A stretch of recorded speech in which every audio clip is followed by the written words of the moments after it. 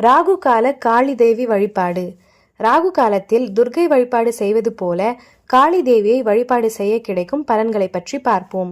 ஞாயிறு காளி சன்னதியில் மாலை 4:30 மணி முதல் 6 மணிக்குள் விளக்கேற்றி சர்க்கரை பொங்கல் நைவேத்தியம் செய்ய வேண்டும்.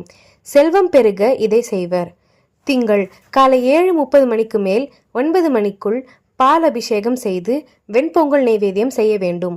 மூட்டு நோய் நீங்கவும் கல்வியில் சிறக்கவும் இதை செய்யலாம். செவ்வாய் மதியம் 3 மணிக்கு மேல் 4:30 மணிக்குள் வடக்கு நோக்கி எரியும் வகையில் தீபம் ஏற்றி தக்காளி சாதம் நைவேத்தியம் செய்ய வேண்டும். மாங்கல்ய பலம் குழந்தை பாக்கியத்திற்கு இந்த வழிபாடு. புதன் மதியம் 12 மணி முதல் 1:30 மணிக்குள் பஞ்சு திரி விளக்கேற்றி புளியோதரை நைவேத்தியம் செய்ய வேண்டும். பதவி உயர்வு இரத்த சம்பந்தமான நோய் தீர இதை செய்யலாம். வியாழன் மதியம் 1:30 மணிக்கு மேல் 3 மணிக்குள் விளக்கேற்றி எலுமிச்சப்பழ சாதம் நைவேத்தியம் செய்ய வேண்டும். வியாபார லாபத்திற்கும் இருதய நோய் நீங்கவும் இதை செய்யலாம். வெள்ளி காலை 10:30 மணிக்கு மேல் 12 மணிக்குள் நல்லெண்ணெய் அல்லது நெய் தீபம் ஏற்றி தேங்காய் சாதம் அல்லது பாயாசம் நைவேத்தியம் செய்ய வேண்டும்.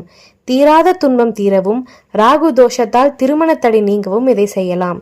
சனி காலை 9 மணிக்கு மேல் 10:30 மணிக்குள் மஞ்சள் துணி திரியில் விளக்கேற்றி காய்கறியுடன் சாதம் நைவேத்தியம் செய்ய வேண்டும்.